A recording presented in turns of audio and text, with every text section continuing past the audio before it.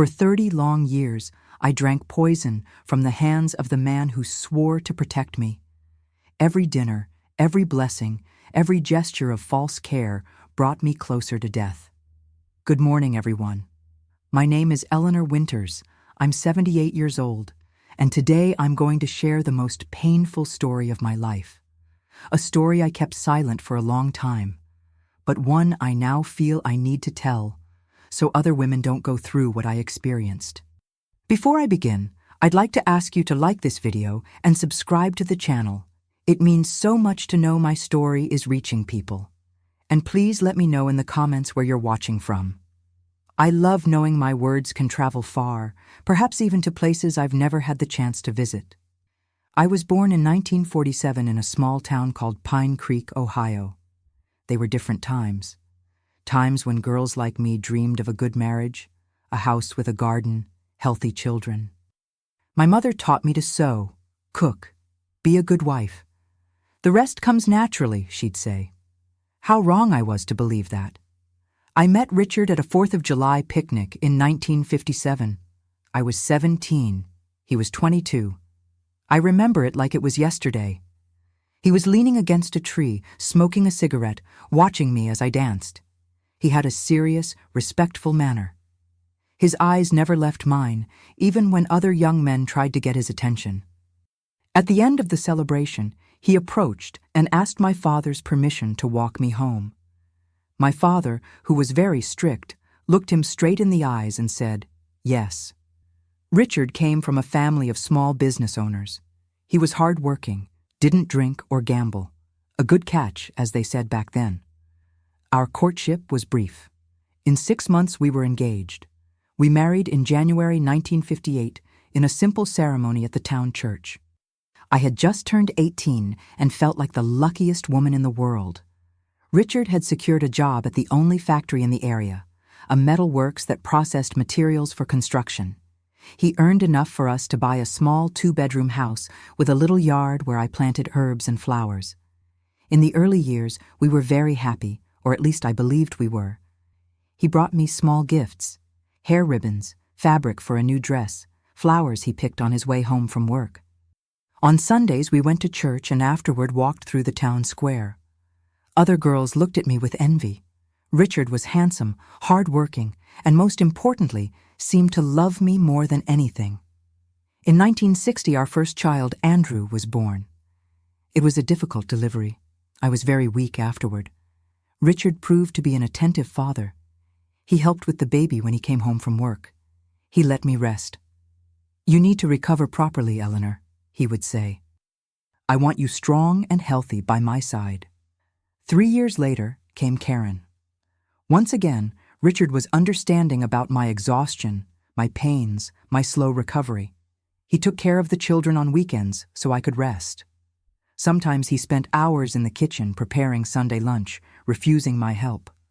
"You already do so much," he would say. "Let me take care of you today." It was after Karen's birth that small changes began, so subtle at first that I hardly noticed. Richard started questioning my outings.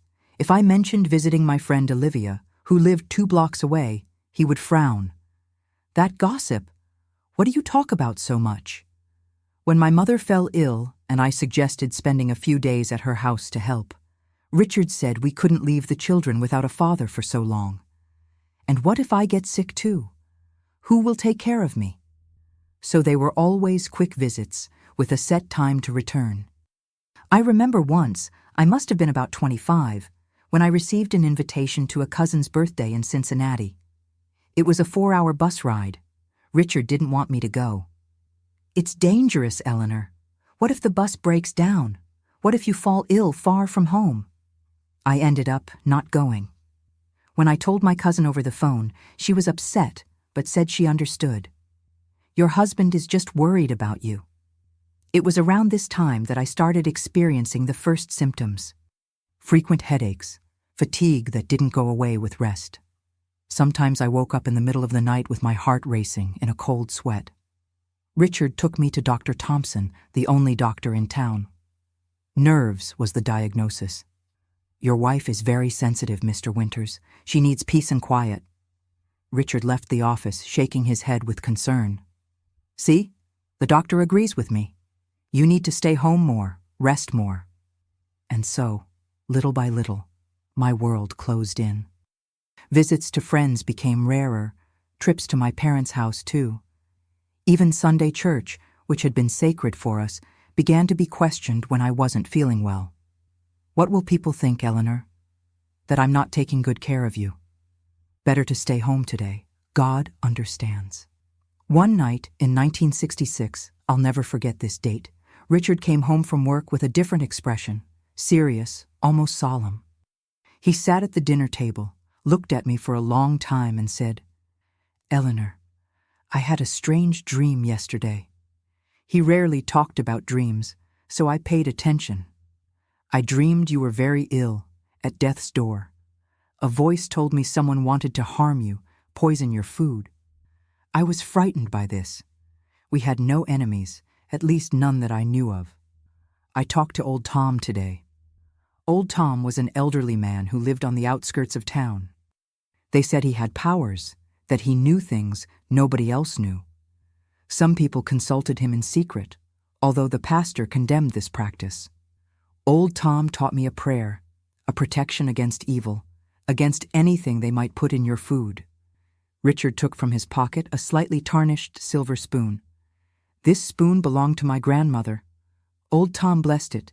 He said, "If I pray over your food every night with this spoon, nothing bad can reach you." I was speechless. Richard had always been a practical, rational man, had never shown interest in blessings and superstitions, but he seemed so serious, so convinced.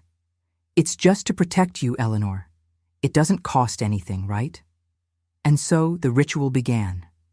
Every night, when we sat down to dinner, Richard would take the spoon from his pocket, mumble some words I couldn't understand, and stir my food before I started eating. The children found it funny at first. "Dad's doing magic on Mom's food," Andrew would say, laughing. Karen, always more serious, watched with narrowed eyes, as if trying to understand, but they soon got used to it, as children get used to any routine. I got used to it too. After all, I'd been raised in a religious family. I believed in the power of faith, of prayer. If Richard wanted to protect me that way, why not? Perhaps it would even help with those persistent headaches, that weakness that only grew worse. Little did I know that each night, each dinner, each gesture of apparent devotion and care was, in fact, another dose of poison entering my body. That the spoon Richard guarded so carefully had notches on the underside where he accumulated lead shavings scraped from old pipes at the factory. That the man who said he loved me was slowly and methodically killing me. It's hard to talk about this even after so many years. Sometimes my voice falters, my hands shake more than usual. It's not just the memory of the horror I lived through. It's also for the time lost, for the life that could have been and wasn't. But I'm here today to tell this story to the end. Because silence only protects the abusers, and because maybe, just maybe, my words can save someone who is living their own nightmare without realizing it. By 30, I looked 60. My body was breaking down before my eyes, and no one could understand why. Except, of course, the man who every night blessed my plate with a devotion that, I now know, hid the cruelest of intentions. The changes were slow, almost imperceptible. First came the headaches that became my constant companion, then the weakness in my legs. I remember one morning in 1971. I was hanging clothes on the line when I simply collapsed to the ground. I couldn't get up for almost half an hour. I lay there looking at the blue sky, the clothes swaying above me, feeling a fear I'd never experienced before. "What's happening to me?" I asked myself as silent tears ran down my face. When Richard came home from work and found me still sitting in the yard, the clothes half in the basket, he seemed genuinely concerned. He held my trembling hands in his and said, "We're going to Dr. Thompson first thing tomorrow. We can't put this off any longer." Doctor. Thompson was an elderly man, the town's doctor for decades. He examined me carefully, asked questions, frowned at my answers. Bone pain, weakness, dizziness, memory problems. He muttered, making notes. In the end, he looked at Richard, not at me, and said, "It could be a nervous condition. Many women suffer from this after having children. The hormones, you know? Or perhaps anemia. Let's try an iron tonic." I left the office with a prescription for an iron and vitamin-based medicine, and a terrible feeling that I hadn't been taken seriously. Nervous condition seemed a polite way of saying, "It's all in your head." Richard bought the medicine that same day. Every morning, he himself would serve me a spoonful of the dark, bitter syrup. "To make you strong, my love." I obediently swallowed, expecting improvements that never came. In fact, I got worse. My hair, which had always been thick and shiny, began to fall out in clumps. Sometimes, when combing, I'd fill my hands with loose strands and cry, hidden in the bathroom so the children wouldn't see me. My skin turned pale, with a grayish tone that no rouge could disguise. The worst were the tremors. They started almost imperceptibly, a slight tremor in my hands when holding a cup. But over time, they became so severe that I could barely bring a spoon to my mouth without spilling food. It was humiliating. Andrew, then 13, often had to help me eat. "It's no problem, Mom," he would say, with a maturity beyond his years. "Everyone needs help sometimes." Karen, at 10, watched me with serious, worried eyes. Once I caught her crying, hidden behind the shed. When I asked what had happened, she hugged me tight and said, "I'm afraid you're going to die, Mom." It broke my heart. I hugged my daughter with all the strength I had left and promised, "I won't die, my love. Mom is just sick, but she'll get better." A promise I wasn't sure I could keep. In 1973, we returned to Dr. Thompson. This time, he seemed more concerned. My symptoms had worsened and new ones had appeared. I began having memory lapses. Sometimes I would forget what I was saying in the middle of a sentence. Other times I wouldn't recognize familiar faces for a few frightening seconds. "It could be a degenerative disease," he said, again to Richard, as if I weren't present. "Perhaps we should consult a specialist in Cincinnati." I saw Richard's face change. A flash of, was it worry, fear, anger? It was so quick I couldn't identify it. "Cincinnati is far away," he replied. "Eleanor can't handle a trip like that in her condition, and the children need her. Isn't there anything you can do here?"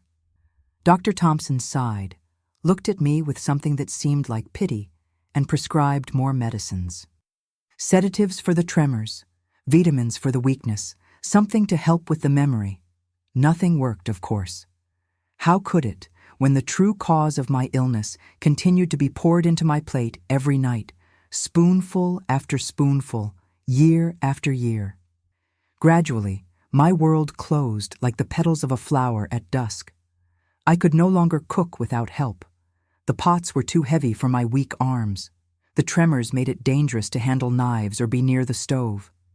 Richard then decided I shouldn't cook anymore. "It's for your own good, Eleanor. You need to rest. I can prepare meals when I get home from work, or Karen can help. She's old enough." So I lost yet another piece of my autonomy. Soon Richard controlled everything. The food I ate, the medicines I took, who could visit me and when. The house, which had once been my kingdom, became my prison. Visits to friends ceased completely.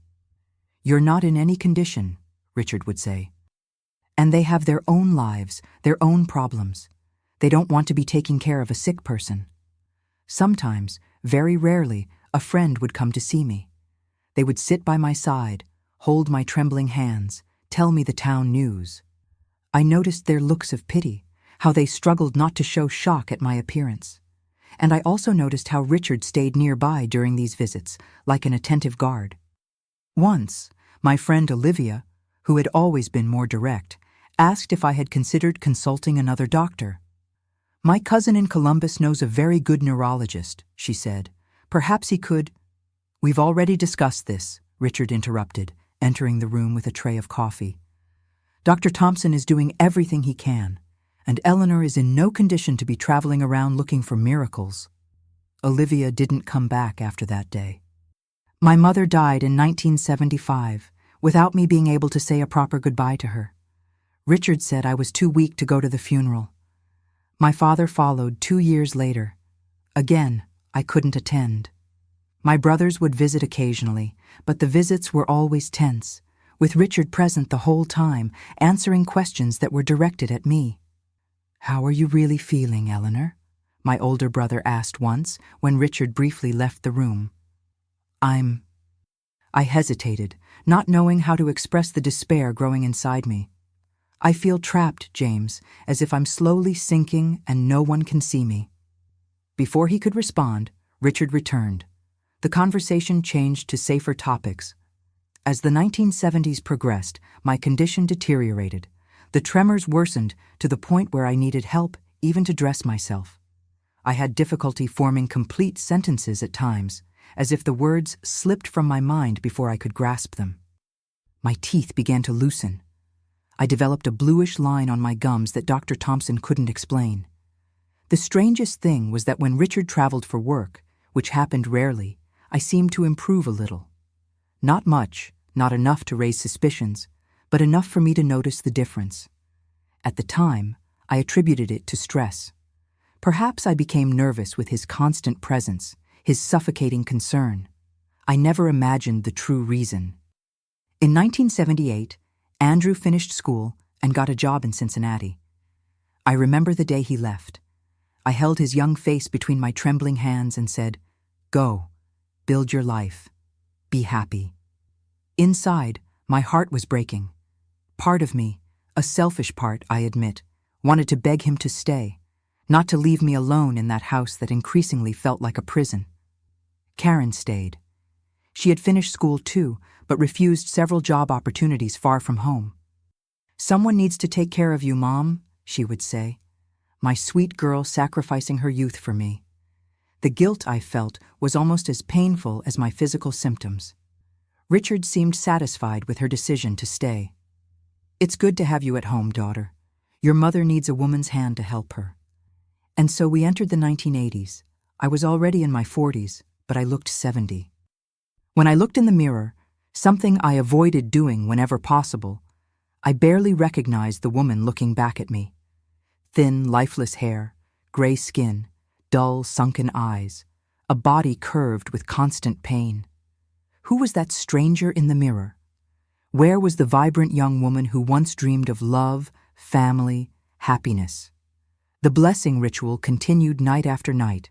It was already part of the family routine, so common that no one questioned it anymore.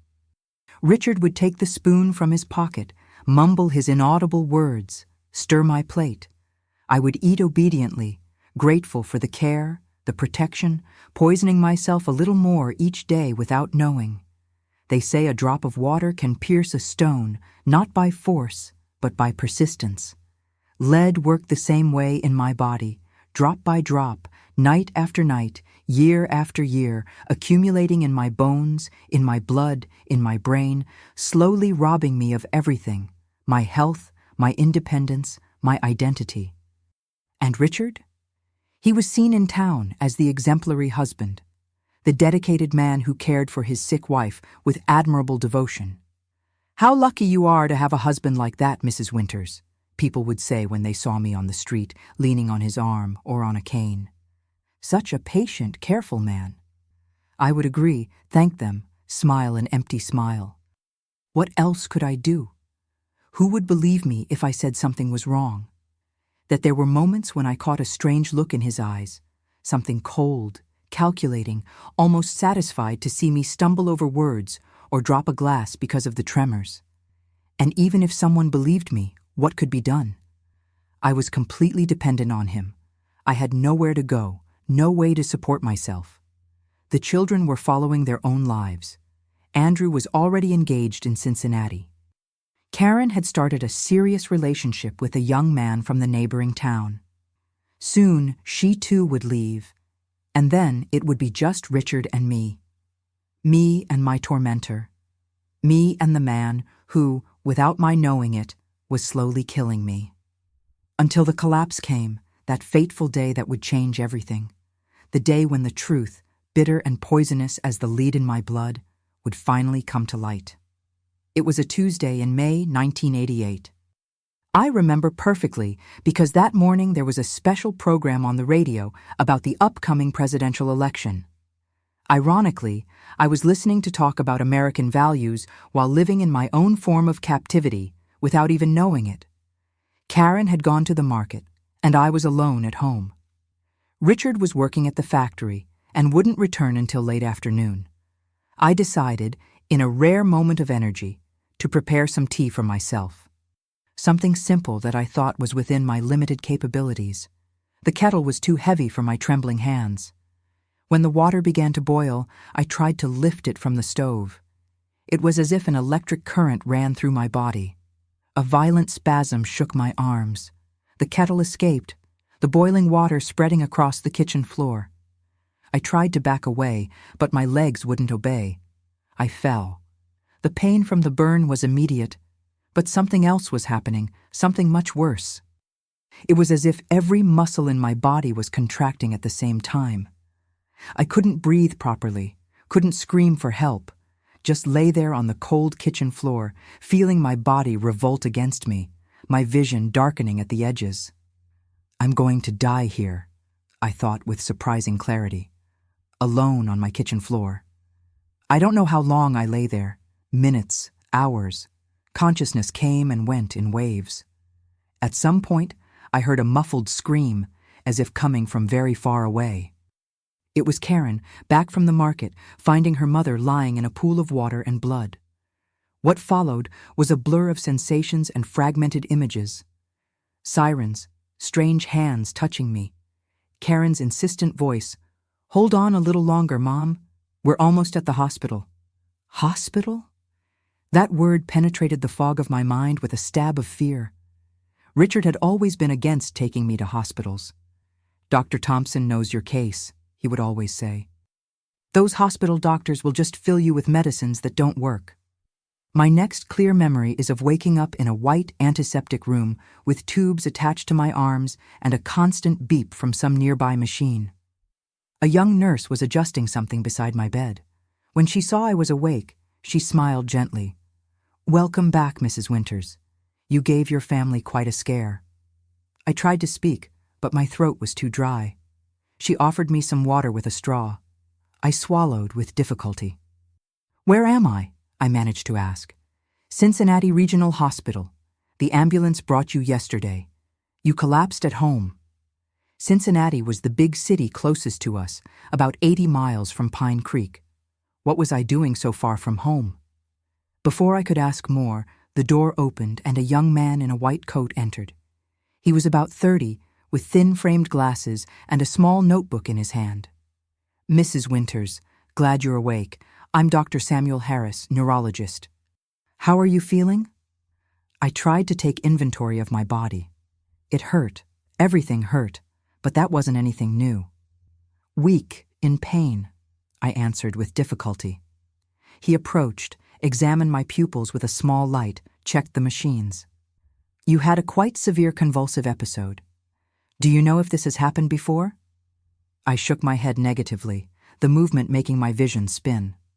"And these tremors, how long have you had them?" "Years," I replied. "Many years.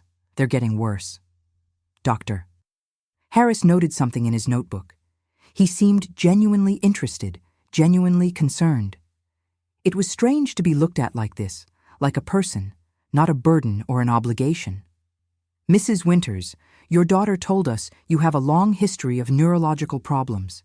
She described very specific symptoms: progressive tremors, memory problems, muscle weakness, a bluish line on the gums. We're doing some tests to confirm my suspicions." At that moment, the door opened again. It was Richard. His normally composed face showed signs of tension. His brow furrowed, jaw tight.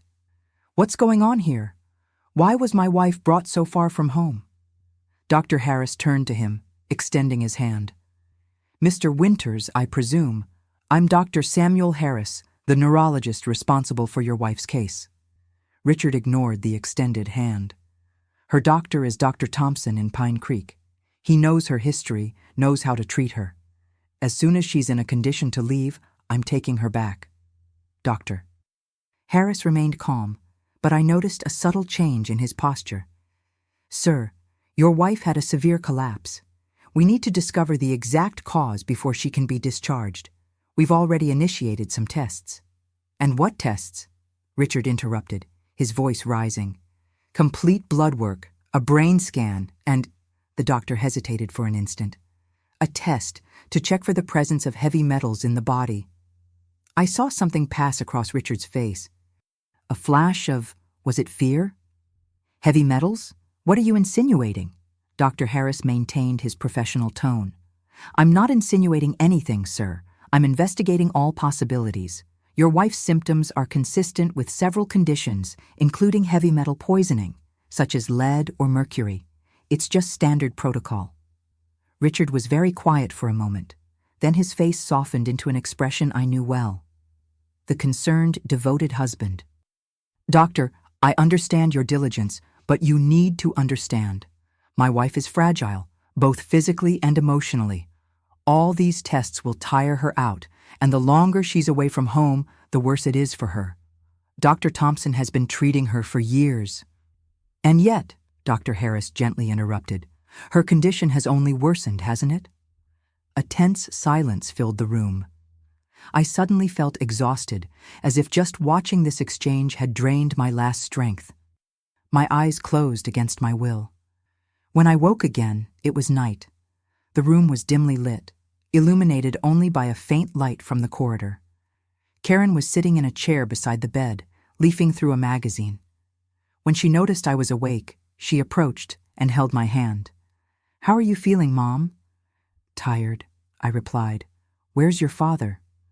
A shadow crossed her face. "He went to get some things from home. He'll be back tomorrow." She hesitated, then added, "Mom, Doctor Harris wants to talk to you. Alone. He said it's important."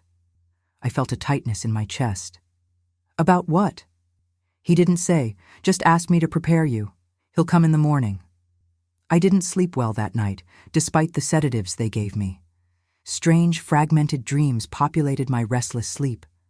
In one of them, I saw Richard standing over me, the silver spoon in his hand, his face a mask without expression, as he poured a silvery liquid into my open mouth. I woke up breathless, my heart racing. Morning came, gray and rainy. Dr. Harris entered my room around 9 o'clock. He carried a folder in his hands and had a grave expression on his face.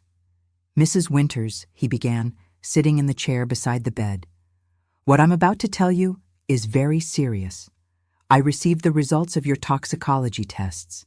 You have extremely high levels of lead in your blood, levels that indicate prolonged exposure for many years." I blinked, trying to understand. "Lead? How?" "That's what we need to find out. Lead exposure can happen in various ways. Old plumbing, old paint, certain types of ceramics. But the levels found in your body are, well, they're extraordinarily high, indicating constant and significant exposure, something beyond casual contact." He paused, as if carefully choosing his words. "Mrs. Winters, can you think of any way you might be regularly exposed to lead? Something in your daily routine? In your diet, perhaps?" At that moment, an image flashed in my mind. The slightly tarnished silver spoon, Richard's hand stirring my plate, night after night, year after year, the blessing to protect me. My voice came out as a whisper. "The spoon?" "What spoon, Mrs. Winters?" I told him. About the ritual that began more than 20 years ago. About how Richard blessed my food every night with a special spoon he kept in his pocket. About how my health problems started shortly after that. About how, on the rare occasions when Richard traveled, I felt a little better.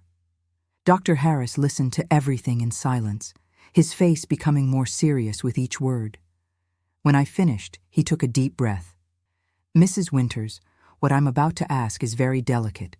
Is there a possibility? Do you think it possible that your husband is deliberately putting lead in your food?" The question hung in the air like a death sentence. My mind refused to process it. Richard, my husband of 30 years, the father of my children, deliberately poisoning me? It was absurd, impossible. And yet, I don't know, I answered honestly. I can't believe he would do that. Why? For what purpose? Unfortunately, said Dr. Harris, there are documented cases of similar situations. It's a form of abuse called Munchausen syndrome by proxy. The person deliberately makes someone under their care ill to receive attention, sympathy, or to maintain control over the victim. Control. The word echoed in my mind. Wasn't that exactly what Richard had achieved? Total control over me, over my body, my life. What do we do now? I asked, my voice trembling. First, we're going to treat you. We'll begin a procedure called chelation therapy to remove the lead from your system. It will take time, and unfortunately, some damage may be permanent. As for the rest, he hesitated, we need to be sure. I'm going to ask your daughter to bring that spoon for analysis without alerting your husband. In the days that followed, I lived in a state of shock and disbelief. Richard came to visit me daily, always bringing flowers, always playing the role of the devoted husband. I observed him now with new eyes, looking for signs of, what? Evil? Madness? But I saw only the man I had known for decades. A week later, Dr. Harris asked to speak with me again. This time, Karen was with him. She seemed to have aged 10 years, her face pale, her eyes red, as if she had cried a lot. We analyzed the spoon, Dr. Harris said, without preamble. We found lead residue in the notches on the underside, notches that seemed to have been made deliberately. Karen sobbed quietly. Mom, I found something else hidden in the garage, in an old toolbox, pieces of old lead pipes, a file, and a diary. A diary? The word fell like a stone in my stomach. What did it say? She exchanged a look with the doctor, who nodded slightly. Dad recorded everything, how much lead he used, how your symptoms progressed. It was like an experiment for him. Her voice faltered. He wrote that he needed to keep you sick so that you wouldn't leave him like his mother left his father. The room seemed to spin around me. The story Richard had told me so many times about how his father had been abandoned, how he had died of grief after his mother ran off with another man. Was that it? All this horror, this slow torture because of an irrational fear of abandonment? We've called the police, Dr. Harris said softly. They're investigating. Your husband will be questioned. I don't know how I survived the days that followed. The news spread, first throughout the hospital, then through the town. Andrew came from Cincinnati, horrified, guilty for not having noticed, for having left his mother in that situation. The authorities went to our house, found more evidence, the interrogation, the confession. Richard admitted everything. How it started with small doses, testing. How he became fascinated with the power he had over me, watching my health deteriorate, making me increasingly dependent on him. How he enjoyed being seen as the exemplary husband, the man who sacrificed everything to care for his sick wife. And yes, the underlying fear that if I were healthy, one day I might leave him. He was tried and convicted. I didn't follow the process. I was too busy fighting for my own life, for my recovery. The chelation therapy was long and painful. I spent months in the hospital, then more time in a rehabilitation clinic.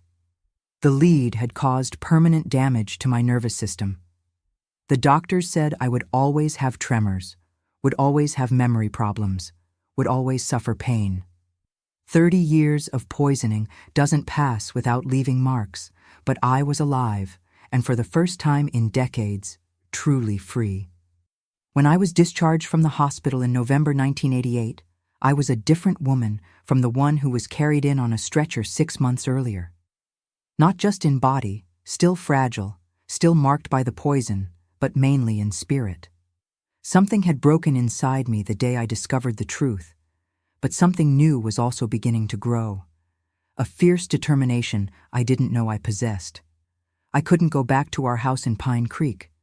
Those walls held 30 years of a lie that had nearly killed me.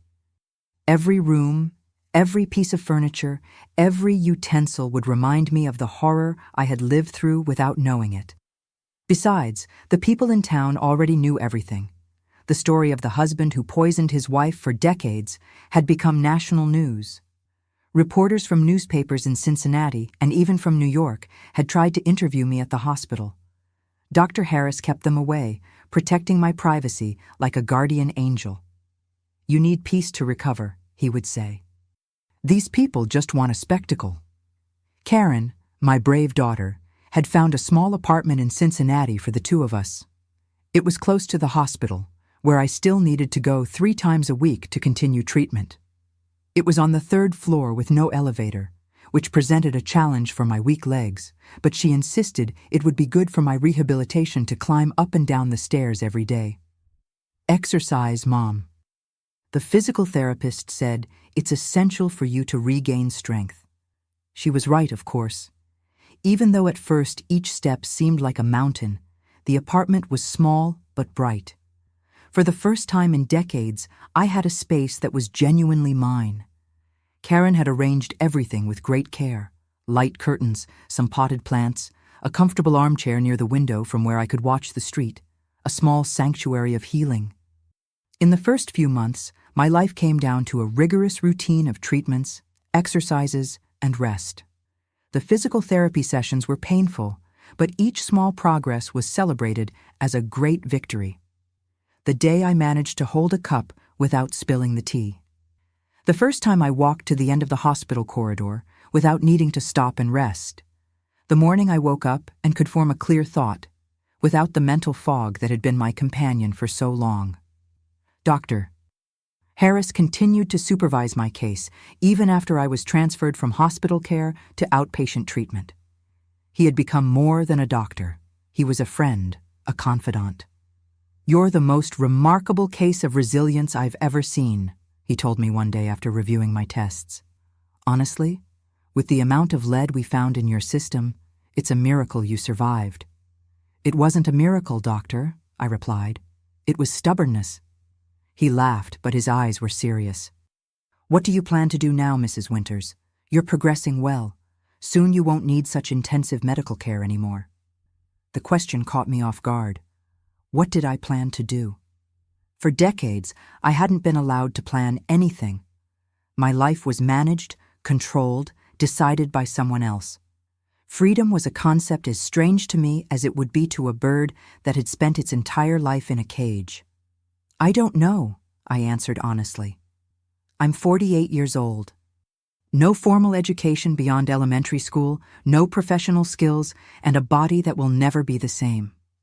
"But you have a sharp mind and experiences few people have had," he countered, "and you have a story that could help others." His words planted a seed that would take time to germinate. Meanwhile, I had other battles ahead, the divorce, for example. Even imprisoned, Richard was still legally my husband. The lawyer Andrew hired for me explained that under the circumstances, it would be a straightforward process, and it was. The judge didn't hesitate to grant not only the divorce, but also alimony to be paid from Richard's assets that were seized. "It's not much," said the lawyer, "but it will allow you to support yourself while you recover." There were also the ghosts to face, the nightmares that woke me up sweating in the middle of the night, the panic I felt when someone approached my food, the automatic distrust of any show of care or concern. The guilt for not having noticed earlier, for having allowed my children to grow up in that toxic environment. "It wasn't your fault," repeated Dr. Lisa, the psychologist who began seeing me 3 months after my discharge. "You were the victim of systematic abuse, meticulously planned, a kind of brainwashing that happened slowly over decades." Intellectually, I knew she was right, but emotions don't follow logic. The feeling of having been so completely deceived, betrayed by the man I trusted most, was a wound that would take much longer to heal than the physical damage. The worst part was facing the questions, my own and others. How did I not notice? How did I not suspect? How could I have been so blind? "You saw what you expected to see," Dr. Lisa explained. "It's human nature." And he was meticulous, patient, planned every detail so your suspicions would never be aroused. He was a sophisticated predator. Slowly, session after session, I began to understand the dynamics of what I had lived through. How Richard had created an invisible prison around me, how he had isolated me from friends and family, how he had positioned himself as my protector, my savior, the only person who really cared about me, a classic abuser, just using more sophisticated methods than physical violence. "You were in an abusive relationship from the start," said Dr. Lisa. "The poisoning was just the physical manifestation of a control that began much earlier." It was hard to accept this. It meant admitting that my entire adult life had been built on lies, that the love I thought I had lived never really existed. But with this painful acceptance also came liberation. If I could admit this, I could leave it behind. I could start again. And that's what I did, one small step at a time. In the summer of 1989, Karen enrolled me in an adult education program in the local community. It was a basic literacy and mathematics course, designed primarily for workers who never had the opportunity to study. I had completed elementary school, so I knew how to read and write, but decades of isolation and the effects of lead poisoning had impaired these skills. On the first day, sitting in a classroom for the first time in more than 30 years, I felt ridiculous, a woman of almost 50, trembling hands, trying to hold a pencil alongside much younger men and women. I almost gave up that very day. "I can't do this," I told Karen when we returned home. "I'll be a failure."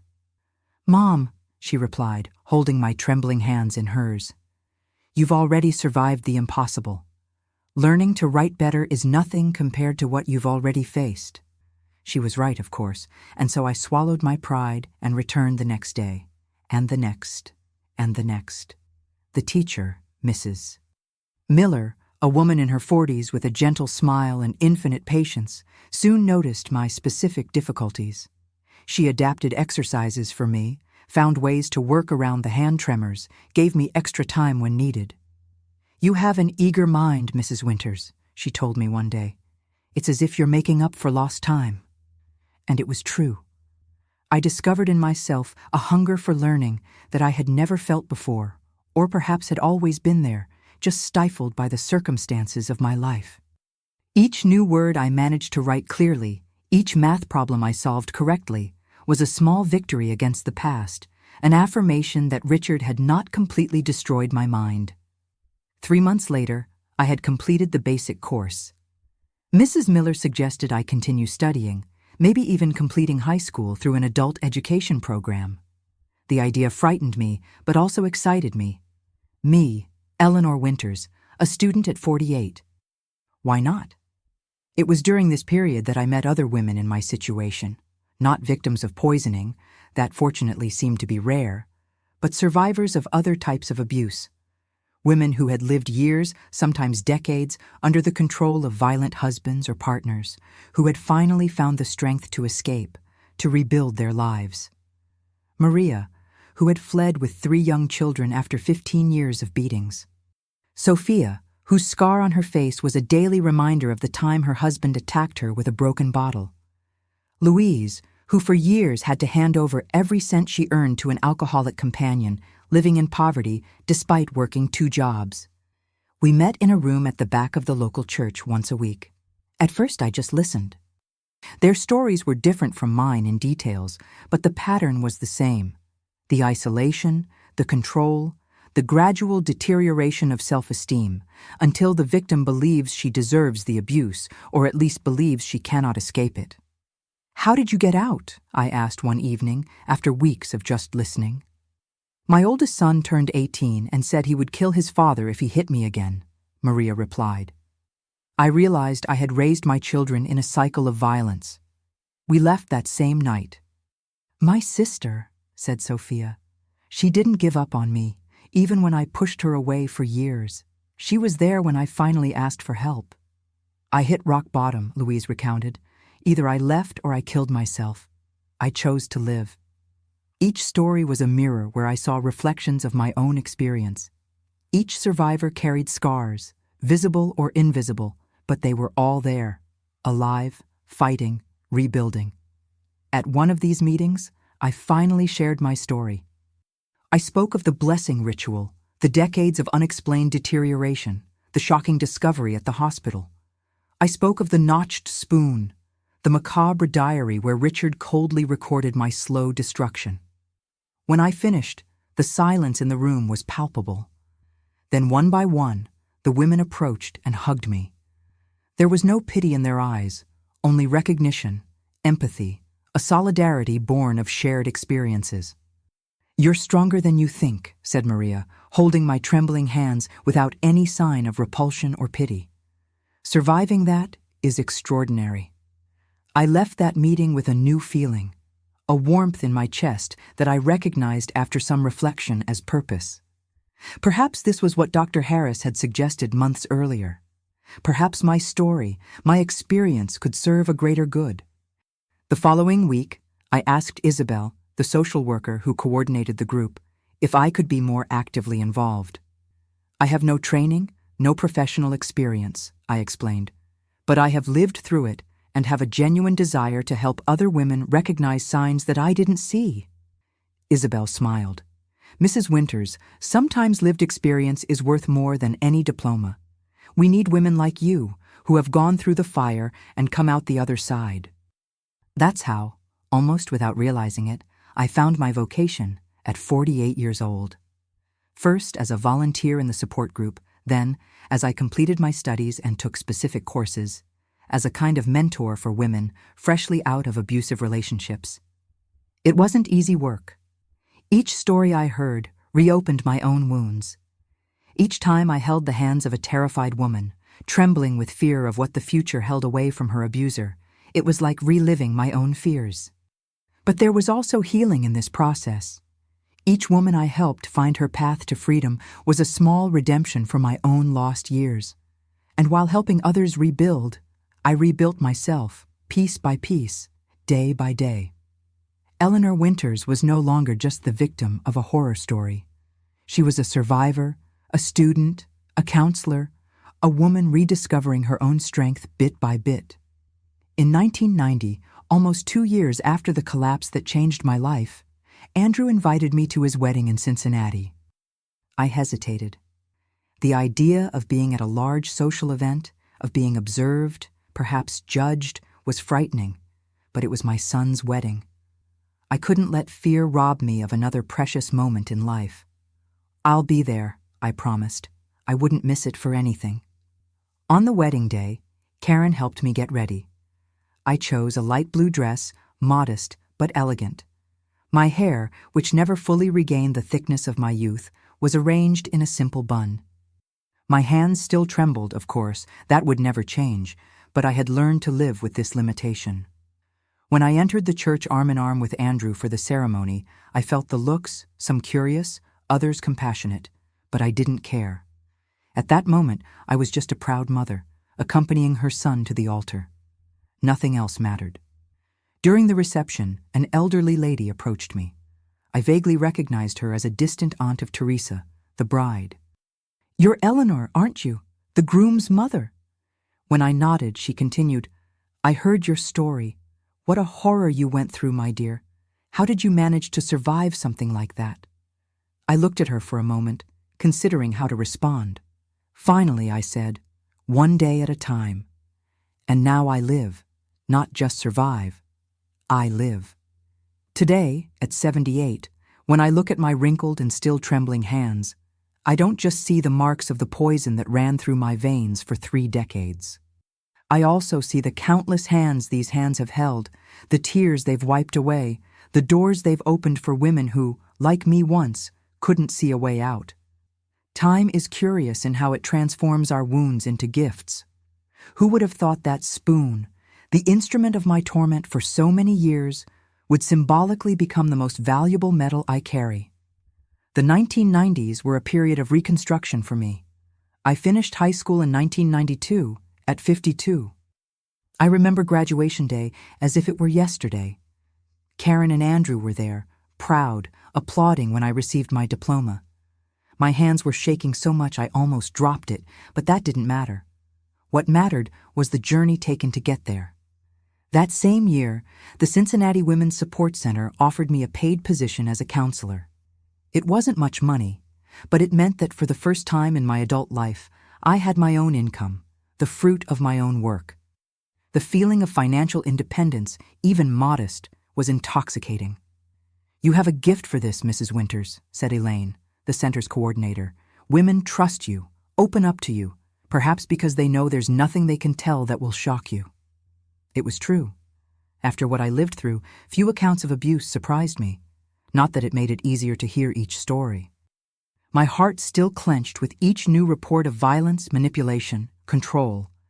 But I had developed an ability to listen without crumbling, to offer strength without succumbing to the weight of others' stories. In 1995, I participated in a pilot project that brought information about domestic violence to schools in the region.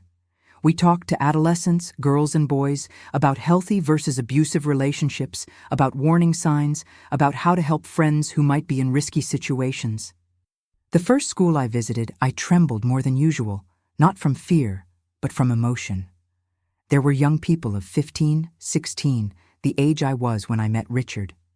So full of dreams and expectations, as I had once been. If I could plant in them the seeds of awareness that I had lacked, perhaps I could prevent other Eleanors from emerging. "My name is Eleanor Winters," I began, my voice firmer than I expected. "And for 30 years, I was poisoned by the man who swore to love and protect me." I saw the shocked looks, the instant attention that opening provoked. I told my story in a simple, direct way, without sensationalism. I spoke of the signs I didn't see or ignored, the gradual isolation, the control over my friendships, over my outings, over my body. I explained how abusers build invisible prisons, how they make their victims doubt their own sanity, their own perception of reality. When I finished, the silence in the room was palpable. Then, a girl in the last row raised her hand. "My aunt," she began, her voice trembling. "I think my aunt is experiencing something similar." I stayed after the talk to speak with her privately. I guided her on how to approach the situation, what resources existed in the community, how to offer support without judgment. A week later, I received news that her aunt had sought out the support center. She was the first of many. That same year, Karen married Thomas, the history teacher she had met at the college where she was studying education. The wedding was small, just family and close friends, but unforgettable. My daughter, so strong, so resilient, who had postponed her own dreams to take care of me, deserved all the happiness in the world. "Mom," she told me on the eve of the wedding, "everything I am today, I owe to you. Your strength taught me more than any book." "No, my daughter," I replied, holding her face between my trembling hands. "It was you who taught me the meaning of courage. It was you who saved me." In 1997, a new page opened in my life. I received an invitation to speak at a national conference on domestic violence in Washington, D.C. The idea of traveling alone so far, of speaking before specialists, authorities, and activists terrified me. But something I learned in my journey was that growth is on the other side of fear. "Go, Mrs. Winters," encouraged Elaine. "Your story needs to be heard beyond our walls." That plane trip, the first of my life, was a surreal experience. Looking out the window, seeing the clouds below me, I felt a strange peace, as if I were literally above the horrors of the past, floating in a new beginning. The conference was a watershed moment.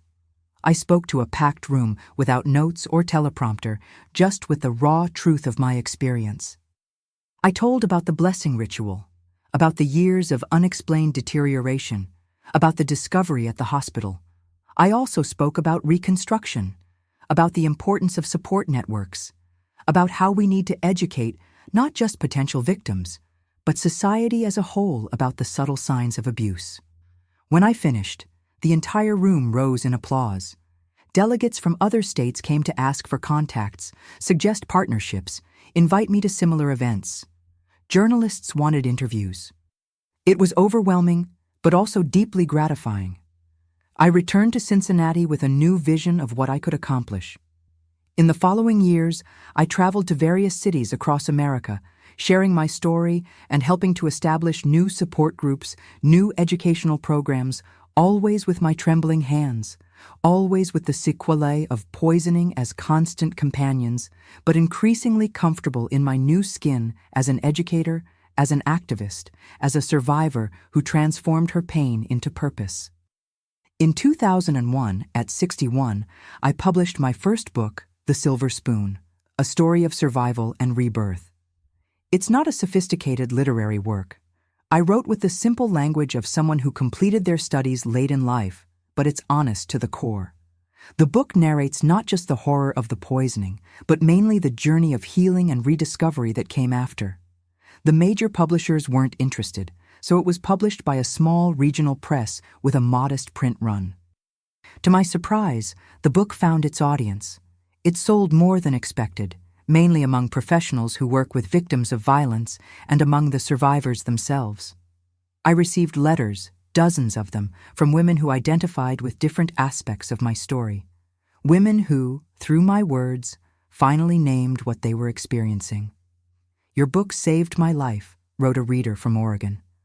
"I recognized my husband on every page. I left home the day after reading it." Another letter from a social worker in Atlanta said, "We use your book in our support groups. The women finally understand that they're not alone, that there is life, a full life, after abuse." In 2005, the biggest surprise, a national publisher decided to re-release the book with distribution throughout the United States. At 65, I found myself on a tour of lectures and book signings. My hands still trembled when signing books, but now that tremor was part of my story, part of my testimony. I no longer tried to hide it. At one of these sessions in Chicago, a woman in her 70s waited patiently in line. When her turn came, she didn't ask for an autograph. Instead, she extended a hand to me, a hand that trembled as much as mine. "Mercury, in my case," she said simply. My husband was a dentist. No more words were necessary. I stood up and hugged her. Two survivors united by an experience few could understand. The work continued over the years. Even when I officially retired from the support center at 70, I didn't stop.